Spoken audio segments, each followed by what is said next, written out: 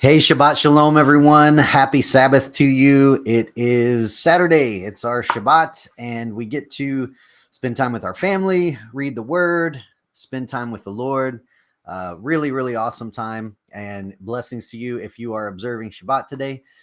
Today, we're going to talk about the Torah portion we have, which is Pinchas. It's interpreted Phineas, but we're going to look at this.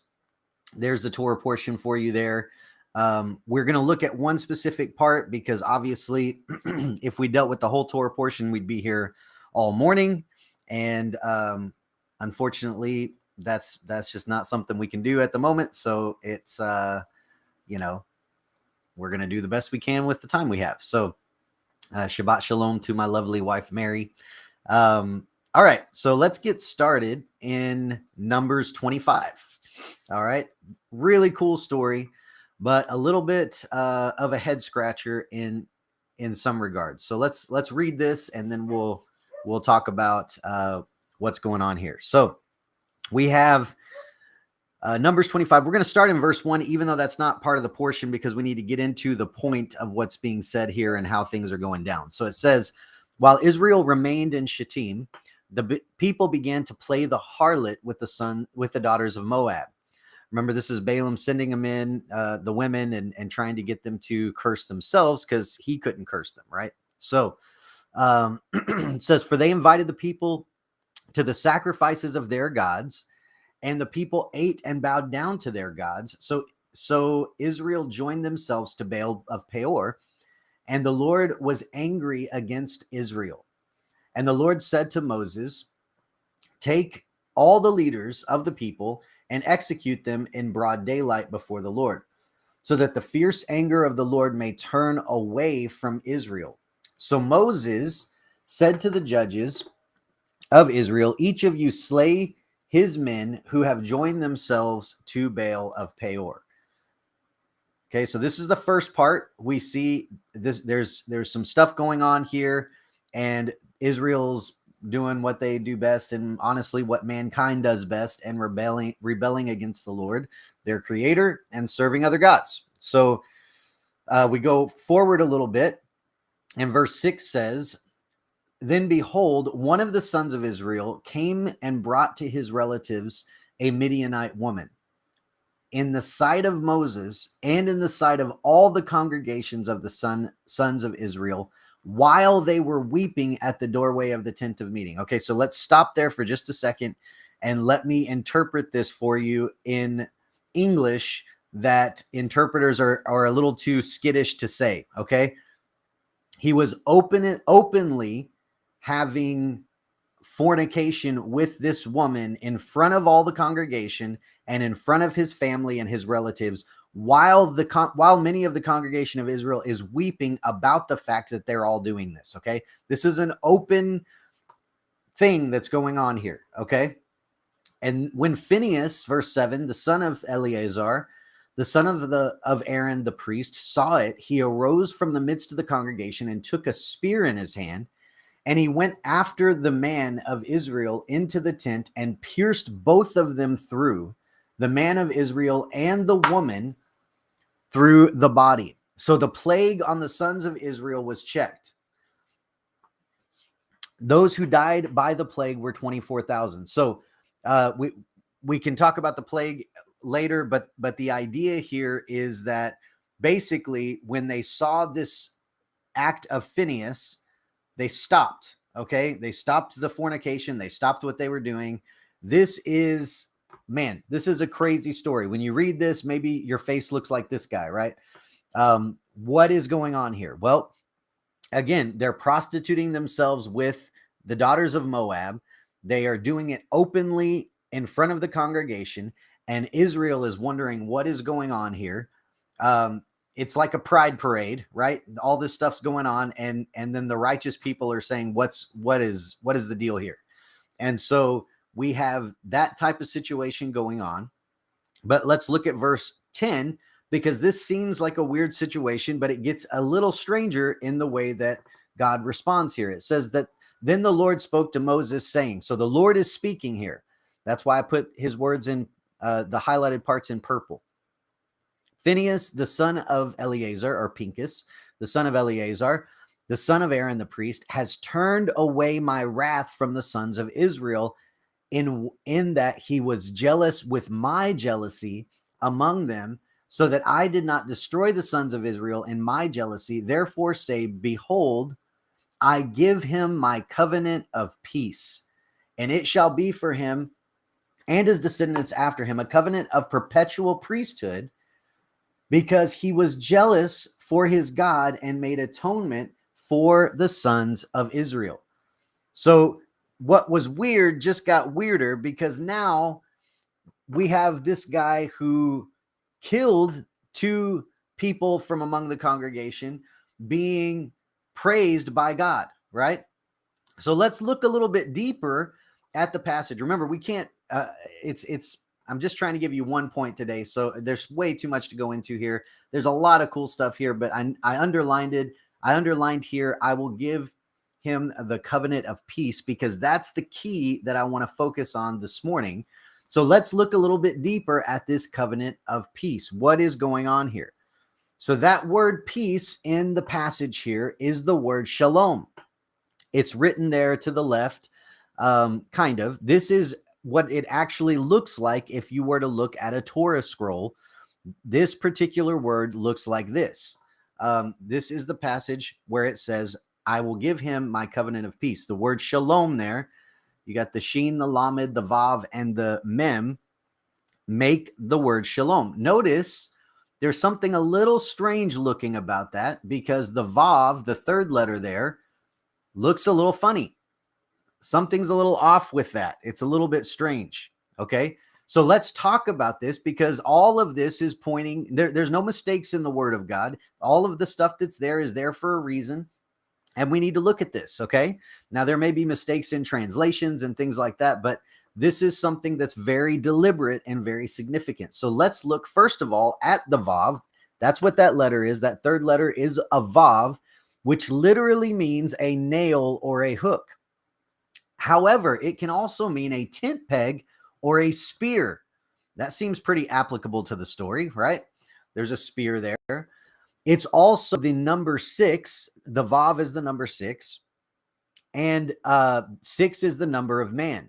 Man was created in 6 days. Man is supposed to work for 6 days. And then we get the Shabbat, which is today, that is supposed to be significant and set apart. So this is a pretty significant letter, and there's something strange about it. Now, I'm going to show you something that's strange about it here, but I'm also going to give you a little bit of background on the scribes that are writing in the scrolls and writing these letters.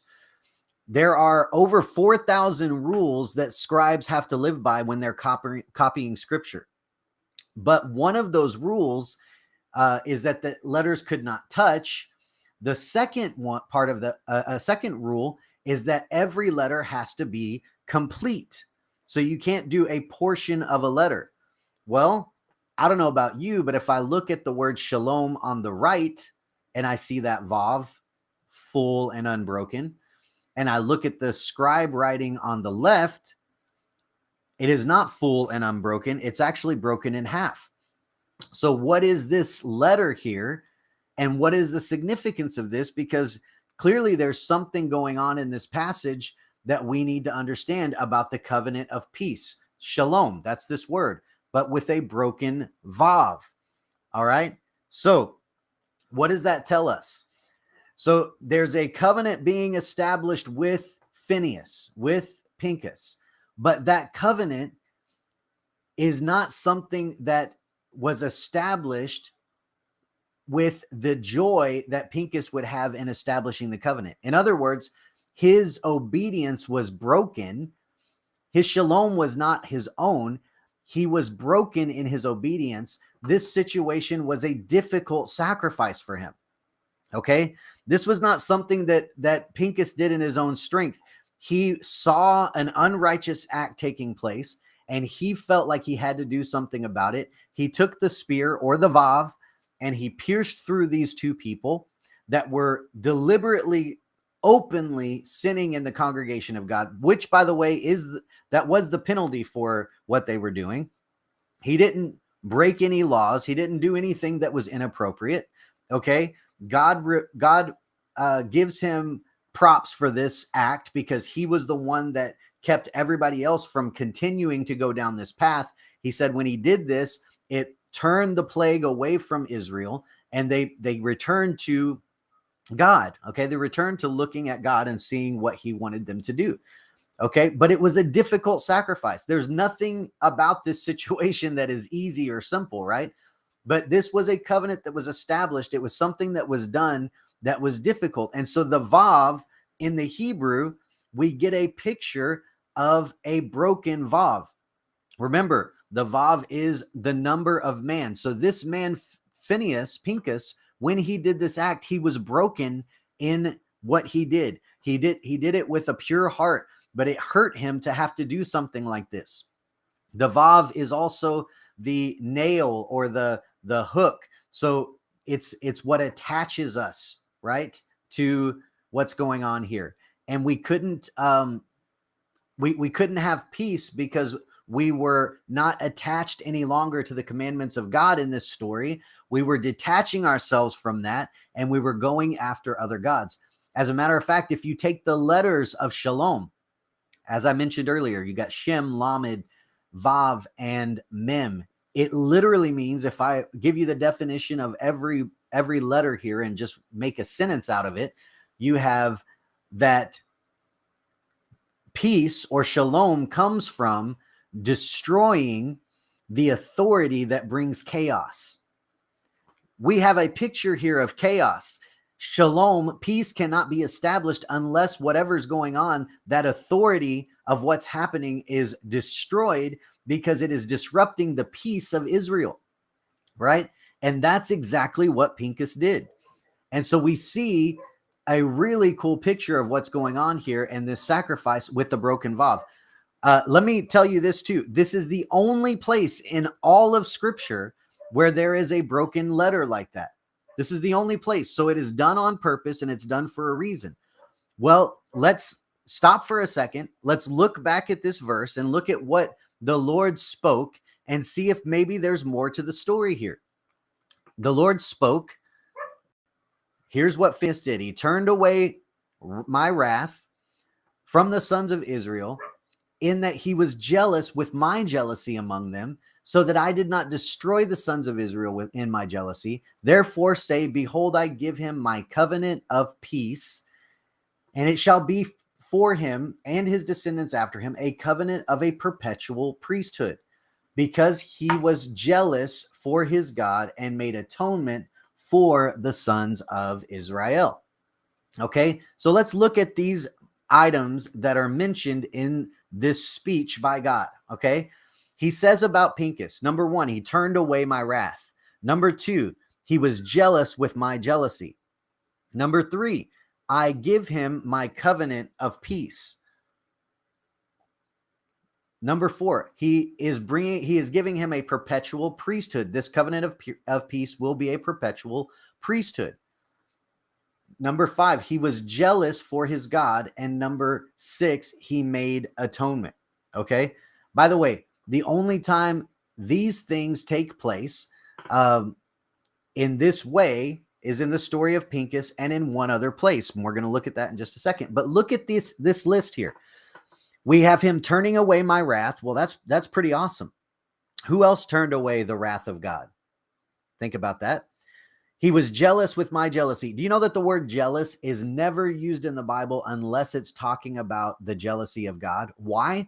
Because if you go look that word up, it's literally talking about, we had an agreement and I'm upset because you have changed or messed up the agreement that we have, right? Here is my perfect plan.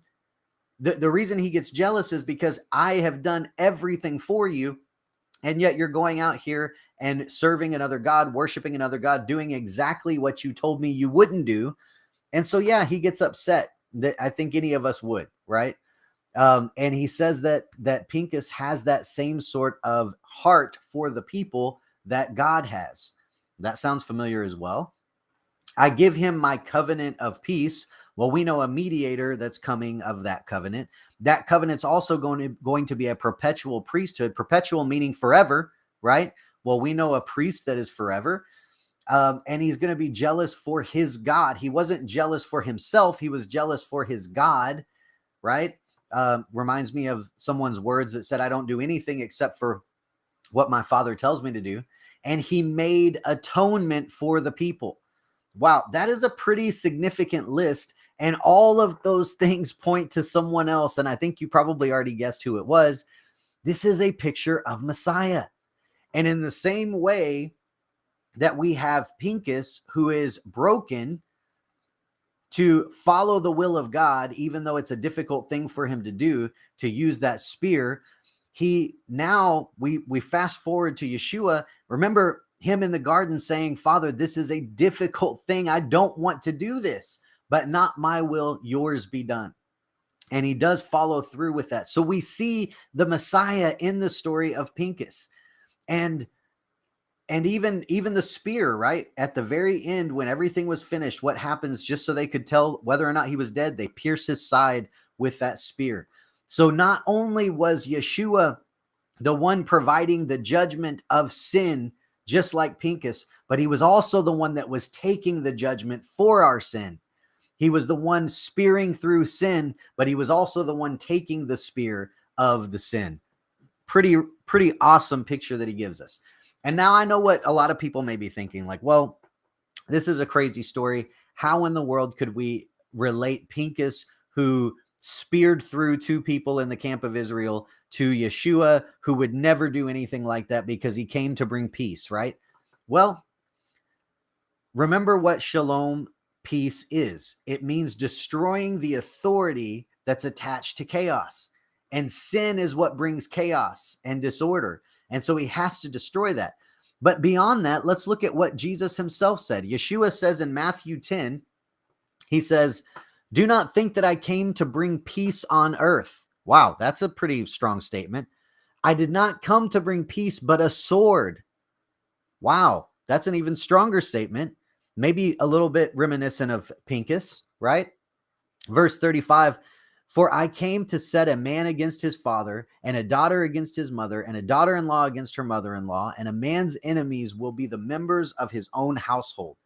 Wow, this is a crazy statement, but I want you to think back to what just took place in Numbers 25 that we read. There was literally a division in the camp of all these things that are mentioned. Why? Because some people wanted to follow the commands of God, and some people wanted to follow the world and do whatever they felt like doing in the moment with whoever they felt like doing it with, right? And so you have this separation that takes place, and Yeshua comes and says, I came to bring that same separation, because you're either going to follow me wholeheartedly with everything inside of you, or you're going to follow after your own self and your own desires and everything else, just like the children in that camp. So we get to make that decision.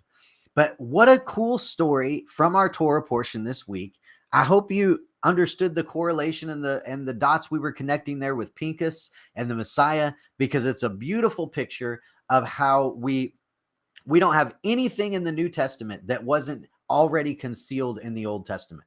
Everything we have in the New Testament, it's there in the Old Testament if you know how to look for it, because the Old Testament is the New Testament concealed, and the New Testament is just revealing what was already in the Old Testament, right? So God bless you guys. Shabbat Shalom. I hope this made sense for you, and feel free to like, subscribe, comment, turn on notifications, share this with someone if it helped you or you thought it was worthwhile. God bless you, and have a wonderful rest of your day. Shabbat Shalom.